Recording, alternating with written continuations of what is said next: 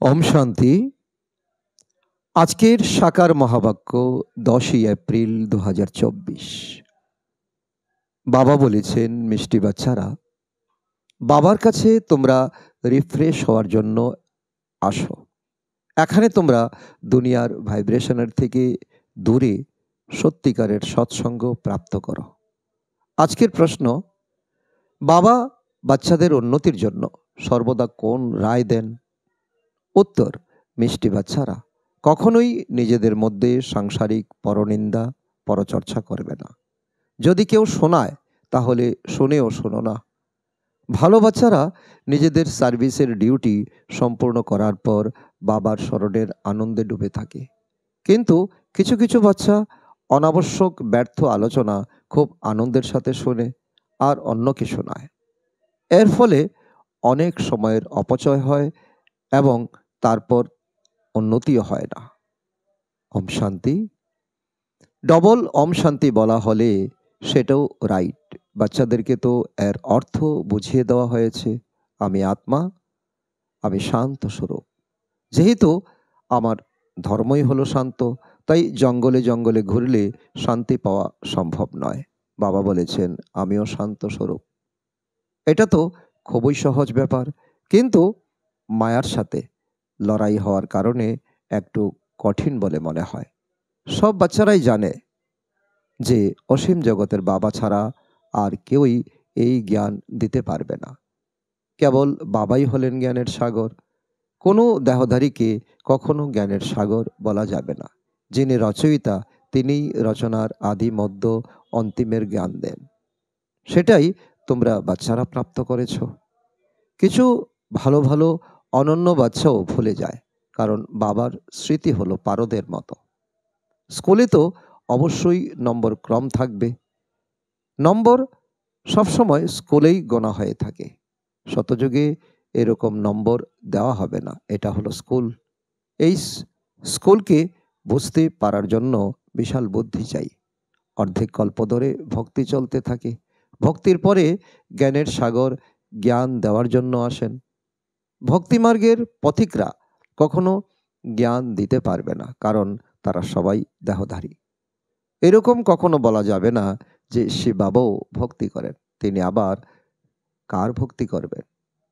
কেবল বাবাই হলেন একমাত্র যার কোনো শরীর নেই, তিনি কারুর ভক্তি করেন না। এছাড়া যত দেহধারী রয়েছে তারা সকলেই ভক্তি করে, কারণ তারা হলো রচনা। কেবল বাবাই হলেন রচয়িতা। এছাড়া এই চক্ষু দ্বারা যা কিছু দেখা যায়, এই ছবি ইত্যাদি সব কিছুই হলো রচনা। এই কথাটাই প্রতি মুহূর্তে ভুলে যায়। বাবা বোঝাচ্ছেন, এই অসীম জগতের উত্তরাধিকার তোমরা বাবাকে ছাড়া প্রাপ্ত করতে পারবে না। তোমরাই বৈকুণ্ঠের বাদশাহী প্রাপ্ত করো। 5,000 বছর আগে ভারতে এদের রাজত্ব ছিল। 2,500 বছর ধরে সূর্যবংশী এবং চন্দ্রবংশীদের রাজধানী ছিল। তোমরা বাচ্চারাই জানো যে এটা তো কালকের কথা। এইসব কথা তো বাবা ছাড়া অন্য কেউ বলতে পারবে না। বাবাই হলেন পতিত পাবন। কাউকে বোঝাতে গেলে অনেক পরিশ্রম করতে হয়। বাবা নিজেই বলেন যে কোটির মধ্যে কেউ বুঝবে। এই চক্রটাও বোঝানো হয়েছে এই জ্ঞান সমগ্র দুনিয়ার জন্য। সিঁড়ির ছবিটাও খুব ভালো, কিন্তু তাও কিছু ব্যক্তি নিজের ঔদ্ধত্য প্রকাশ করে। বাবা বুঝিয়েছেন যে যারা বিয়ে বাড়ির জন্য হল ভাড়া নেয় তাদেরকেও এই জ্ঞান বোঝাও এবং দৃষ্টি দাও। ভবিষ্যতে সকলেই এই জ্ঞান পছন্দ করবে। বাচ্চারা, তোমাদেরকে এই জ্ঞান বোঝাতে হবে। বাবা তো কারোর কাছে যাবেন না। ভগবান বাচ, যে নিজে পূজারী তাকে কখনোই পূজনীয় বলা যাবে না। কলিযুগে একজনও পবিত্র হতে পারে না। তিনি যিনি সর্বোত্তম পূজনীয়, তিনি এই পূজ্য দেবী দেবতা ধর্মের স্থাপনা করেন। অনেক কল্প পূজনীয় থাকার পরে অর্ধেক কল্পের জন্য পূজারী হয়ে যায়। এই বাবাও অনেক গুরু করেছিলেন। ব্রহ্মা বাবা এখন বুঝেছেন যে ওইগুলো তো ভক্তি মার্গ ছিল, ভক্তি মার্গের সংসার ছিল। এখন সদ্গুরুকে পাওয়া গেছে, তিনিই পূজনীয় বানান, তিনিই সত্যযুগের লায়ক বানান, কেবল একজনকে নয়, সবাইকে বানান। সকল আত্মাই পূজ্য শতপ্রধান হয়ে যায়, এমন তপপ্রধান পূজারী হয়ে গেছে এখন সবাই। এই পয়েন্টটা ভালো করে বুঝতে হবে। বাবা বলেন কলিযুগে একজনও পবিত্র পূজনীয় থাকতেই পারে না, সকলেই বিকারের দ্বারা জন্ম নেয়। এটা হলো রাবণের রাজত্ব। এই লক্ষ্মী নারায়ণও পুনর্জন্ম নেয়, কিন্তু ওরা হলো পূজনীয়, কারণ ওখানে কোনো রাবণ থাকে না। রামরাজ্যের কথা তো প্রায়শই বলা হয়, কিন্তু রামরাজ্য কখন হয় আর রাবণ রাজ্য কখন হয় সেই বিষয়ে কিছুই জানে না। এখন দেখো কত রকমের সভা রয়ে গেছে, কত রকমের সভা রয়েছে, কত রকমের সভা হয়ে গেছে। অমুক সভা, অমুক সভা। কোথাও কিছু প্রাপ্তি হলে এক জায়গা ছেড়ে অন্য জায়গায় চলে যায়। তোমরা এখন পরশ বুদ্ধি সম্পন্ন হচ্ছ, তার মধ্যে আবার কেউ 20% হয়েছে, কেউ বা হয়তো 50%। বাবা বুঝিয়েছে যে এইভাবে রাজধানী স্থাপন হচ্ছে, অবশিষ্ট সকল আত্মারা এখন ওপর থেকে আসছে। সার্কাসে কেউ খুব ভালো অভিনয় করে, কেউ বা আবার একটু আধটু অভিনয় করতে পারে। আর এটা তো হলো অসীম জগতের কথা। বাচ্চাদেরকে কত ভালোভাবে বোঝানো হয়। তোমরা বাচ্চারা এখানে রিফ্রেশ হওয়ার জন্য আসো, নিশ্চয়ই হাওয়া খেতে আসো না। যদি কেউ কোনো পাথর বুদ্ধি সম্পন্ন কাউকে নিয়ে আসে, তাহলে সে দুনিয়ার ভাইব্রেশনেই থাকে। তার এই স্পিরিচুয়াল ভাইব্রেশন তাকে কোনো সাড়া দিতে পারে না। তোমরা বাচ্চারা এখন বাবার শ্রীমত অনুসারে মায়ার উপরে বিজয়ী হচ্ছ। প্রতি মুহূর্তে মায়া তোমাদের বুদ্ধিকে বিভিন্ন দিকে হটিয়ে দেয়। এখানে তো বাবা আকর্ষণ করেন, বাবা কখনোই কোনো ভুল কথা বলবেন না। বাবা তো সত্য, তাই না?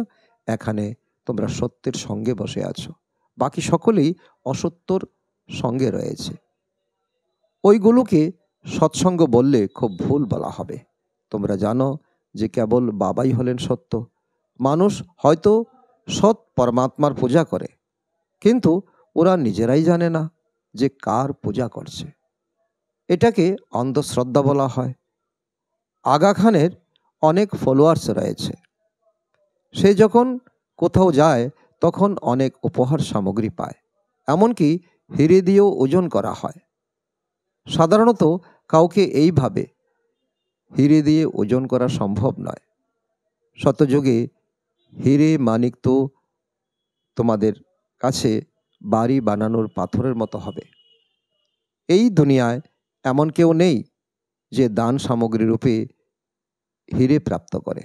মানুষের কাছে পয়সা অনেক আছে, তাই দান করে, কিন্তু পাপ আত্মাকে দান করার কারণে দাতার উপরেও বোঝা চলে যায়, অজামিলের মতো পাপী হয়ে যায়। এইসব কথা স্বয়ং ভগবান বসে থেকে বোঝাচ্ছেন, কোনো মানুষ নয়। তাই বাবা বলছিলেন যে তোমাদের যত ছবি রয়েছে সবগুলোর উপরে যেন সর্বদা ভগবানবাচ কথাটা লেখা থাকে। সর্বদা লেখো ত্রিমূর্তি শিব ভগবানবাচ। কেবল ভগবান লিখলেও মানুষের মনে সংশয় আসবে, ভগবান হলেন নিরাকার। তাই ত্রিমূর্তি কথাটা অবশ্যই লিখতে হবে। এতে কেবল শিব বাবার নাম নয়, ব্রহ্মা বিষ্ণু শঙ্কর তিনজনের নামই জড়িয়ে আছে। বলা হয় ব্রহ্মা দেবতায় নমঃ, তাকে আবার গুরু বলা হয়। শিব আর শঙ্করকে এক বলে দেয়, কিন্তু শঙ্কর কিভাবে জ্ঞান শোনাবে? অমর কথার কাহানিও রয়েছে। আসলে তোমরা সবাই পার্বতী। পর্বত প্রমাণ দুঃখ তোমাদের জীবনে রয়েছে। বাবা তোমাদের মতো সকল বাচ্চাদেরকে অর্থাৎ আত্মাদেরকে জ্ঞান প্রদান করেন। ভক্তির ফল তো ভগবানই দেন। কেবল শিব বাবাই রয়েছেন, ঈশ্বর ভগবান ইত্যাদিও বলা উচিত নয়। শিব বাবা কথাটা তো খুবই মিষ্টি। বাবা তো নিজেই হলেন, নিজেই আমাদেরকে বলেন মিষ্টি বাচ্চারা, সুতরাং তিনি তো আমাদের বাবা, তাই না? বাবা বুঝিয়েছেন যে আত্মার মধ্যেই সংস্কার জমা হয়, আত্মা কখনোই নির্লিপ্ত নয়। যদি সেটাই হতো তাহলে পতিত হয় কিভাবে? নিশ্চয়ই প্রলেপ পড়ে। সেজন্যই তো পতিত হয়ে যায়। ভ্রষ্টাচারী বলা হয়। দেবতারা হলো শ্রেষ্ঠাচারী, তাদের গুণগান করে, তাদেরকে সর্বগুণ সম্পন্ন বলে, কিন্তু নিজেকে অধম পাপী মনে করে, তাই নিজেকে দেবতা বলতে পারে না। বাবা এখন মানুষ থেকে দেবতা বানাচ্ছেন। গুরু নানকের গ্রন্থেও তার মহিমা রয়েছে। শিখরা বলে সৎ শ্রী আকাল, তিনি অকাল মূর্তি, তিনিই সত্যিকারের সদ্গুরু, তাই কেবল তাকেই মানা উচিত। মুখে বলে এক, কিন্তু করে আরেক, অর্থ কিছুই বুঝে না। বাবা অর্থাৎ যিনি সদ্গুরু এবং অকাল মূর্তি, তিনি স্বয়ং এখানে বসে থেকে বাচ্চাদেরকে বোঝাচ্ছেন। আর তোমরাও স্টুডেন্ট হয়ে ওনার সামনে বসে পড়াশোনা করছো। তোমাদের মধ্যেও বিভিন্ন ক্রম রয়েছে। সামনে বসে থেকেও অনেকে কিছু বুঝে না। কেউ আবার এখান থেকে বাইরে বেরোলেই সব কিছু ভুলে যায়। বাবা নিষেধ করেছেন, বাচ্চারা কখনো সাংসারিক পরনিন্দা পরচর্চা কথা শোনো না। কেউ কেউ খুব খুশি হয়ে এরকম কথাবার্তা শোনে আর শোনায়ও। বাবার মহাবাক্যও ভুলে যায়। যে প্রকৃত ভালো সন্তান, সে নিজের সেবার ডিউটি সম্পূর্ণ করার পর আনন্দে ডুবে থাকবে। বাবা বুঝিয়েছেন যে কৃষ্ণ আর খ্রিস্টানের মধ্যে খুব ভালো সম্বন্ধ রয়েছে। কৃষ্ণের রাজত্ব হয়। লক্ষ্মীনারায়ণ নাম তো পরবর্তীকালে দেওয়া হয়। বৈকুণ্ঠের কথা বললে তো সঙ্গে সঙ্গে কৃষ্ণর কথাই স্মরণে আসে। লক্ষ্মীনারায়ণের কথাও মনে আসে, কারণ যেই কৃষ্ণ তিনিই নারায়ণ হন। কারণ কৃষ্ণ হলো ছোট বাচ্চা। বাচ্চারা কিভাবে জন্ম নেবে সেটাও তোমরা বাচ্চারা সাক্ষাৎকার করেছ। নার্সরা সামনেই দাঁড়িয়ে থাকে, সঙ্গে সঙ্গে তাকে উঠিয়ে নিয়ে লালন পালন শুরু করে দেয়। বাল্য অবস্থা, যুবা এবং বৃদ্ধাবস্থা, পৃথক পৃথক ভূমিকা থাকে। যেটা হয়ে গেছে সেটাই ড্রামাতে রয়েছে। এই বিষয়ে কোনো সংকল্প চালানো উচিত নয়। এটাই জ্ঞান, এটাই হলো স্পিরিচুয়াল পড়াশোনা। এই ড্রামাটা তো বানানোই আছে, নতুন কিছু বানানোর নেই। আমরাও ড্রামার প্ল্যান অনুসারেই অভিনয় করছি। বাবা যেমন প্রবেশ করেন সেভাবে মায়াও প্রবেশ করে। কেউ বাবার শ্রীমত অনুসরণ করে, কেউ আবার রাবণের মত অনুসরণ করে। রাবণ আসলে কেমন বস্তু কখনো কি দেখেছ? কেবল ছবিতেই তো দেখা যায়। শিব বাবার তো এরকম রূপ আছে, কিন্তু রাবণের রূপ কেমন? 5 বিকার রূপী ভূত প্রবেশ করলেই রাবণ বলা হয়। এটা হলো ভূত আর অসুরদের দুনিয়া। তোমরা জানো বাচ্চারা, যে আমরা আত্মারা এখন নিজেদেরকে শুধরাচ্ছি। এখন আমরা পরিবর্তন হচ্ছি। এখন আমরা শুদ্ধ শুদ্ধ পবিত্র হচ্ছি। এখানে তো শরীরটাও আসরিক। শুধরাতে আত্মা পবিত্র হয়ে যাবে। তখন এই খোলসটাকে ত্যাগ করে দেবে। তারপর তোমরা শতপ্রধান খোলস অর্থাৎ কাঞ্চনকায়া শরীর পেয়ে যাবে। কাঞ্চনকায়া প্রাপ্ত হবে তোমাদের 2500 বৎসর, 21 জন্ম। কিন্তু সেটা তখনই হবে যখন আত্ম ও কাঞ্চন সম হবে। সোনা যদি নিখাদ হয় তাহলে গয়নাও নিখাদ হবে। সোনাতে অনেক সময় খাদ মেশানো হয়। বাচ্চারা, এখন তোমাদের বুদ্ধিতে আদি মধ্য অন্তিমের জ্ঞান ঘটছে। দুনিয়ার মানুষ তো কিছুই জানে না। ঋষি মুনি সকলেই নেতি বলে চলে গেছেন। ওরা তো বলে লক্ষ্মী নারায়ণকে জিজ্ঞাসা করলে ওরাও নেতি করবে, কিন্তু এদেরকে তো জিজ্ঞাসা করাই সম্ভব নয়। কে জিজ্ঞাসা করবে? গুরুদেরকে জিজ্ঞাসা করা হয়। তোমরাও ওদেরকে এই প্রশ্নটা করতে পারো। কাউকে বোঝানোর জন্য তোমরা কতই না পরিশ্রম করো, গলা খারাপ হয়ে যায়। বাবা তো বাচ্চাদেরকে শোনাবেন। যারা বুঝতে পেরেছে, বাকিদের সাথে তো তিনি অযথা কোনো কথা বলবেন না। এ হলো বাচ্চারা তোমাদের ডিউটি। আচ্ছা, মিষ্টি মিষ্টি হারানিধি বাচ্চাদের প্রতি মাতা পিতা বাপদাদার স্মরণের স্নেহ সমন আর সুপ্রভাত। আত্মাদের পিতা তার আত্মারূপী বাচ্চাদের জানাচ্ছেন নমস্কার। আমরা আত্মারূপী সন্তানরা আমাদের মাতা পিতা বাপদাদাকে জানাই স্মরণের স্নেহ সমন এবং সুপ্রভাত। ধারণার জন্য মুখ্য সার: 1 নম্বর, সেবার ডিউটি সম্পূর্ণ করার পরে নিজের মস্তিতে অর্থাৎ অলৌকিক আনন্দে থাকতে হবে। ব্যর্থ কথাবার্তা শোনা অথবা শোনানো উচিত নয়। কেবল বাবার মহাবাক্যই স্মৃতিতে রাখতে হবে, সেগুলো ভুলে গেলে চলবে না। নাম্বার 2, সর্বদা খুশিতে থাকার জন্য রচনা এবং রচয়িতার জ্ঞান যেন সর্বদা বুদ্ধিতে ঘুরতে থাকে, অর্থাৎ ওই বিষয়ে মনন চিন্তন করতে হবে। কোনো বিষয়ে যাতে সংকল্প না চলে, এর জন্য ড্রামাকে ভালোভাবে বুঝে অভিনয় করতে হবে। আজকের বরদান, আমিত্ব ভাবকে বাবাতে সমাহিত করে দেওয়া নিরন্তর যোগী সহযোগী ভব। তার অর্থ, যে বাচ্চাদের প্রত্যেক শ্বাসে বাবার প্রতি ভালোবাসা আছে, প্রত্যেক শ্বাসে বাবা বাবা আছে, তাকে যোগের পরিশ্রম করতে হয় না। স্মরণের প্রুফ হলো, কখনো মুখ থেকে আমি শব্দ বের হবে না, বাবা বাবাই বের হবে।